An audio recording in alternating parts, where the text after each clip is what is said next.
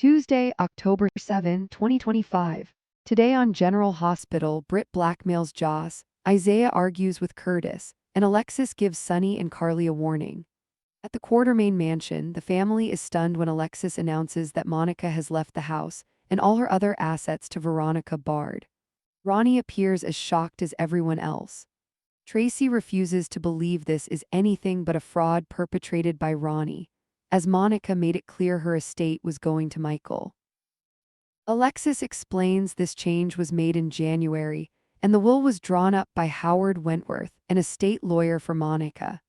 However, he retired, which is why she took over reading the will. Tracy yells that Ronnie will get this house over her dead body, which Ronnie finds acceptable terms. Michael defends Ronnie and says this is what Monica wanted. Ronnie thanks him, but Tracy insists the will is fake and won't hold up in court. Tracy says Michael is the only biological descendant of Alan and Monica, so Monica would not disinherit him over a sister she hasn't seen in decades. She also finds it convenient that Ronnie showed up when Monica wasn't around to contradict her story. Ronnie pulls out the letters Monica wrote to her as proof, but Tracy says they could be forged. Ronnie reveals Monica wrote to her that she saved her letters, so Tracy suggests Brooklyn go search Monica's room.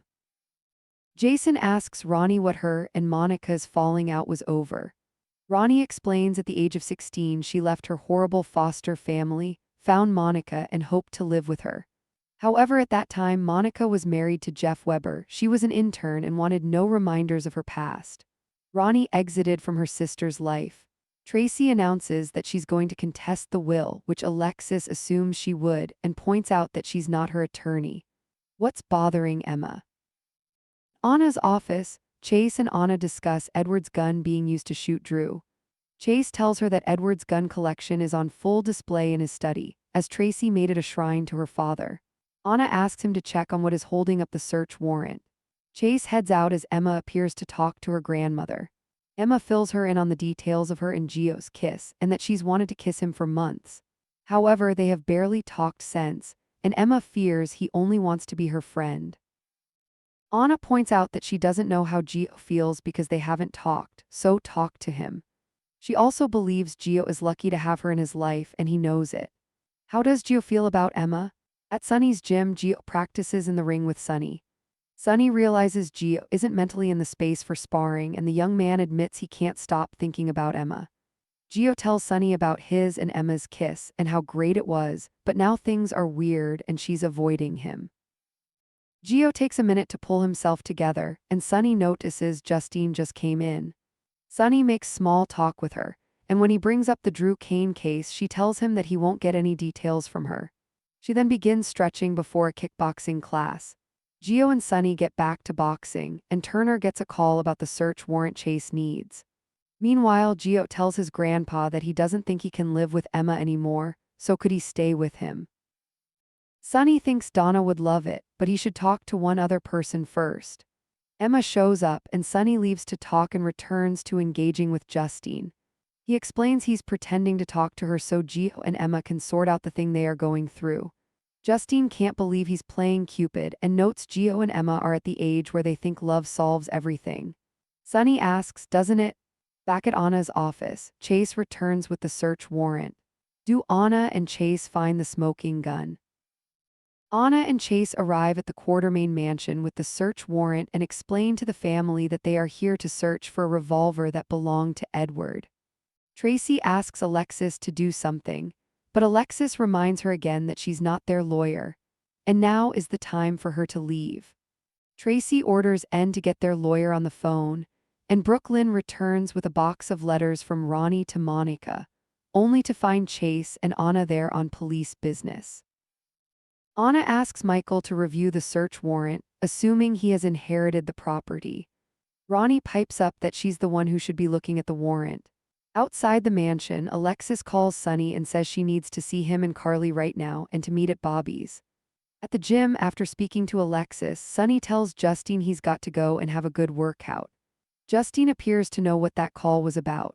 Meanwhile, Emma asks Gio how Monica's memorial was. He says it was weird, but good, and he liked hearing all the stories about Monica. Emma would have gone with him if he had asked. He says it was probably something he should have handled on his own and would never ask her to do something like that. Back at the Quartermain estate, Ronnie introduces herself as Monica's sister to a shocked Anna and explains that she inherited this property, so the warrant should be served to her. Anna hands it to her, and Ronnie insists on reading it before they search. Is Carly jealous of Britt? At Bobby, Britt gets in Carly's face about what she owes her, but Carly thinks she doesn't owe Britt squat. Joss interrupts and tells her mom that she's out of line. Joss reminds her mom that Britt saved her life and they are indebted to her. Britt takes off, and Joss tells her mom she just didn't want the situation to escalate in a public place. Carly admits Britt drives her crazy, and it's because of how she's using Jason. Joss wonders if her mother is jealous of Britt. Carly insists she's not jealous, and her and Jason's bond goes beyond friendship. Joss asks what is bothering her mom then. Carly says something happened when Jason left the country to find Britt, and he won't tell her what. Eventually, Joss tells her mom she has a lot of work to take care of, but she'll be back later to check in. Joss takes off. Is Portia pregnant? At the hospital, Isaiah tells Curtis that before he goes barging in to see Drew, he should show consideration for his wife. If Curtis wants to pick a fight with the congressman, don't do it where his wife is the boss. Britt appears and stops the men's argument before it escalates. She gives Isaiah the scans he needs, and the doctor leaves. Britt then warns Curtis that Drew is a high-profile patient, and that causing him a setback would put the hospital in a bad position. In Portia's office, she remains dizzy, and Liz checks her pulse and temperature, which are normal. Portia also feels queasy, but the spell is starting to pass. Liz asks her if there is a chance she could be pregnant. Portia laughs at the possibility and thinks her work schedule and stress make more sense. Liz gets her some coconut water and then heads back to her job. Concerned, Portia flashes to making love to both Curtis and Isaiah around the same time. Back in the halls, Liz asks Britt why she's on this floor and not in the ER. Britt explains she was delivering scans and breaking up fights, and she storms off in a huff. Curtis admits to Liz that Isaiah got in his face about picking a fight with Drew. Isaiah stops by Portia's office later to admit he may have caused her more issues, and he got into it with Curtis over Drew. Portia tells Isaiah she doesn't need him to protect her from Curtis' actions, but in the future, just avoid him as much as possible. Isaiah understands and heads out. Portia then pulls a pregnancy test out of her pocket. In the show's final moments, Isaiah goes back venting to Liz about Curtis throwing his weight around here to get what he wants. Liz advises him not to get too involved in Portia's personal life. It's a line he doesn't want to cross. In her office, Portia takes and checks the pregnancy test, and it's positive. That's when Curtis walks in at the gym. Gio tells Emma he's been leaning on her too much, but Emma says he hasn't, and they are friends. Gio says she's been so good to him, giving him a home when he needed one, but it's time for him to move out. Joss arrives at the hospital to face Britt. Joss got Britt's message back at Bobby's loud and clear, and her mom cannot know that she's WSB. Britt says it will cost her, and she wants an all-expenses-paid suite at the Metro Court. Carly, Sunny, and Alexis meet at Bobby. Alexis tells them that Anna arrived at the Q estate looking for a gun that belonged to Edward, which she assumes was used to shoot Drew. She believes they are closing in on Michael. If they have any evidence to exonerate him, now is the time to produce it. At the Q's, Ronnie reads the warrant slowly, which N knows is buying them time. Ronnie ends up finding a mistake in the address on the warrant, which is for the house across the street. There will be no searching this property today, Candle Tuesday, October 6, 2025. Secrets, siblings, and scandals. General Hospital expands the drama. Today on General Hospital, the ghosts of the Quartermain past haunt the living. Portia faces a secret that could shatter lives, and the Corinthos family is drawn into another dangerous web of deception. From the echoing halls of the Quartermain mansion to the pulsing rhythm of Sunny's boxing gym, Tensions rise, loyalties fracture, and secrets threaten to blow Port Charles wide open. The Quartermain Mansion, a will, a war, and a wound that won't heal.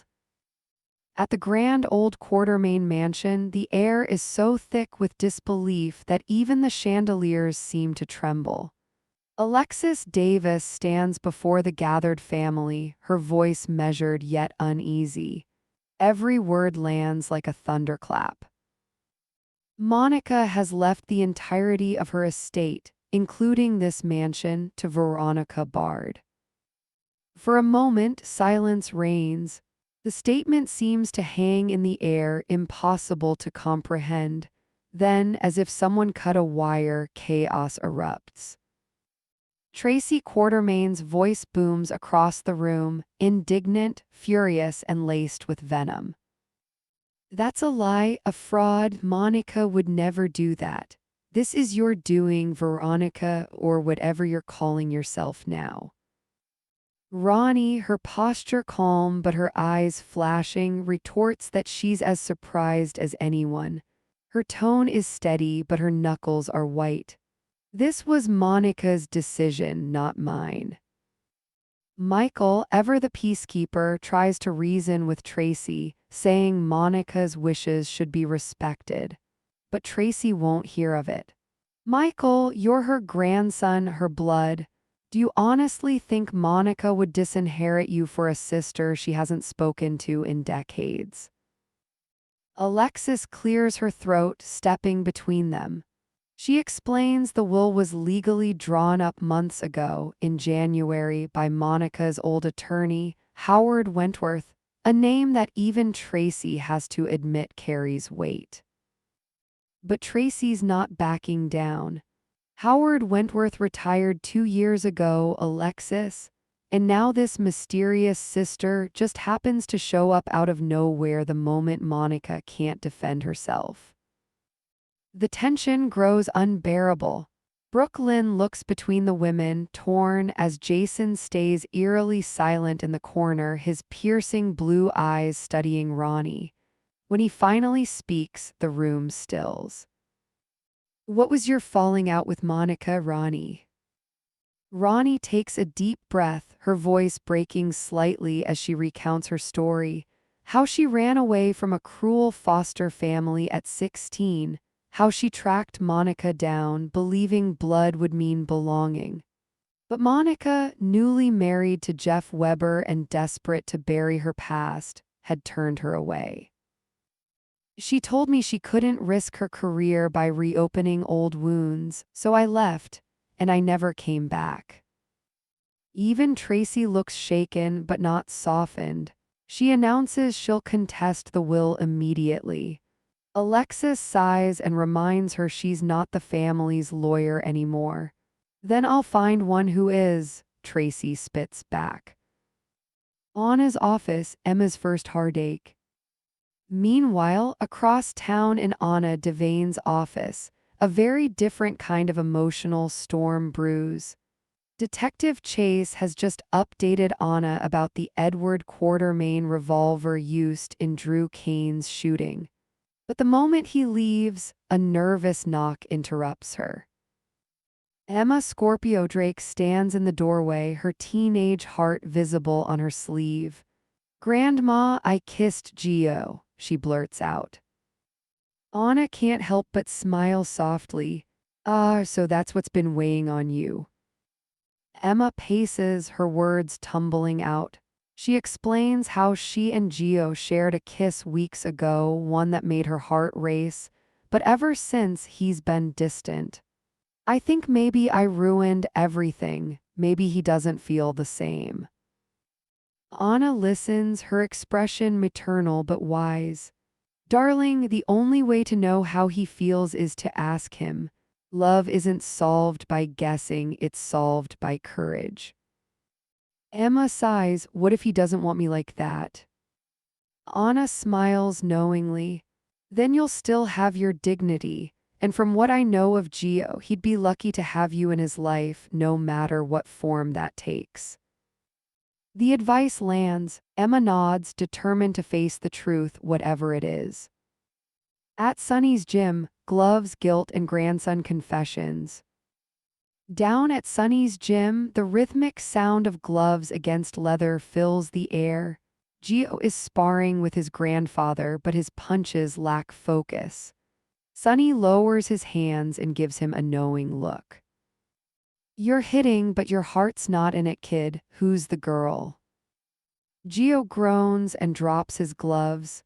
It's Emma. We kissed and it was amazing, but now she barely talks to me. Sunny grins, the kind of half smile that carries decades of romantic chaos.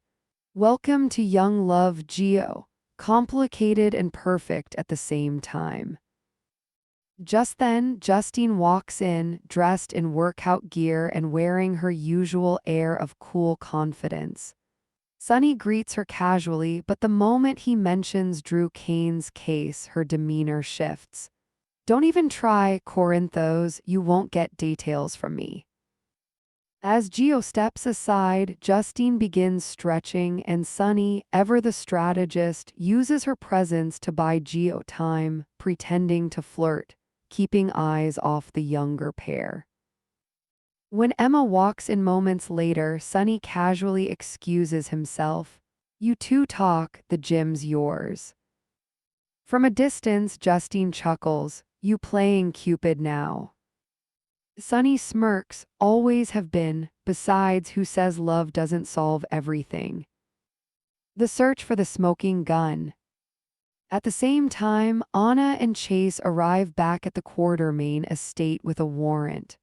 The timing couldn't be worse. Tracy's in mid-tirade, Brooklyn is clutching a stack of Monica's old letters, and Alexis is halfway out the door.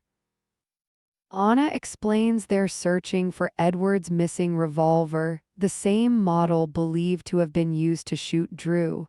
Tracy scoffs that this is harassment, but Anna stands firm. Michael steps forward ready to cooperate, but Ronnie interrupts.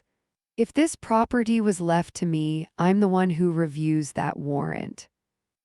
Anna hesitates. It's true, technically the legal heir holds the authority. Tracy nearly explodes.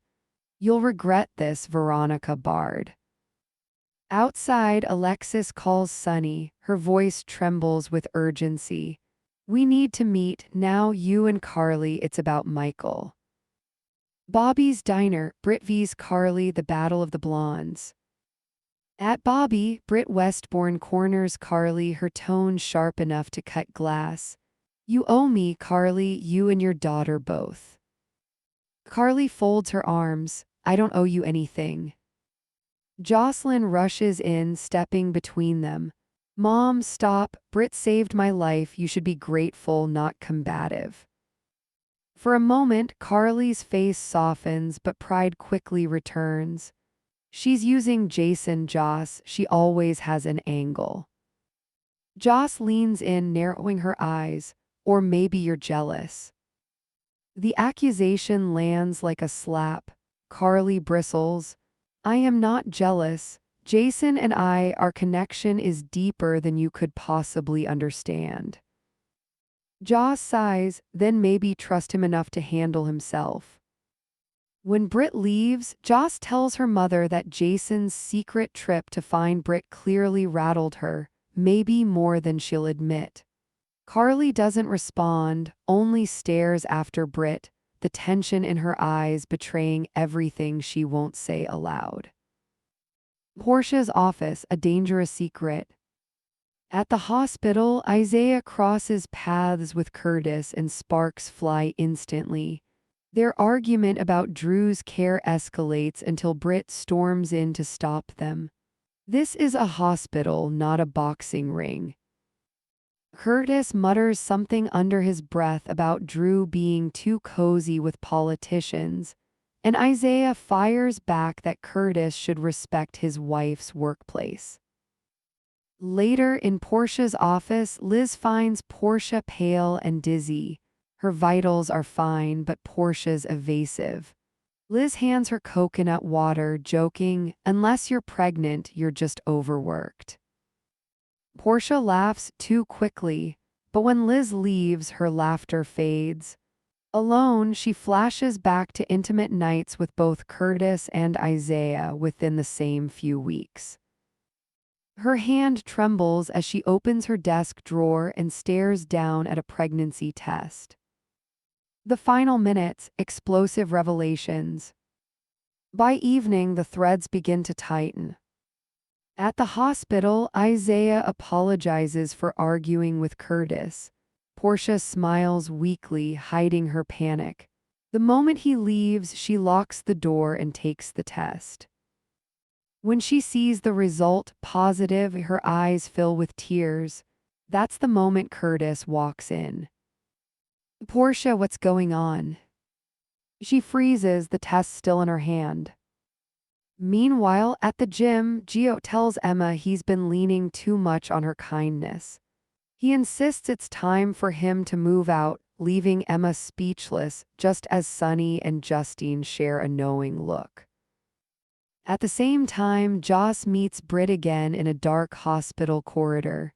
Britt smirks, whispering, "If you want me to keep quiet about your WSB connection, it's going to cost you. I like the Metro Court, top floor, corner suite." Finally, at Bobby, Carly and Sunny meet with Alexis, who looks pale and shaken. Anna has a search warrant for Edward Quartermain's gun, Alexis says, and I think they're closing in on Michael. Carly's face goes white. Michael, he didn't. Then now's the time to prove it, Alexis cuts her off. Back at the mansion, Anna hands the warrant to Ronnie, who reads it slowly, deliberately. End glares, realizing she's stalling for time. Then Ronnie's lips curl into a small, satisfied smile. This warrant, it's for 324 Harbor Lane. Tracy blinks, that's across the street. Anna curses under her breath, no search today. As the screen fades to black, Ronnie folds the paper and whispers, "Looks like Monica still has a few tricks left up her sleeve."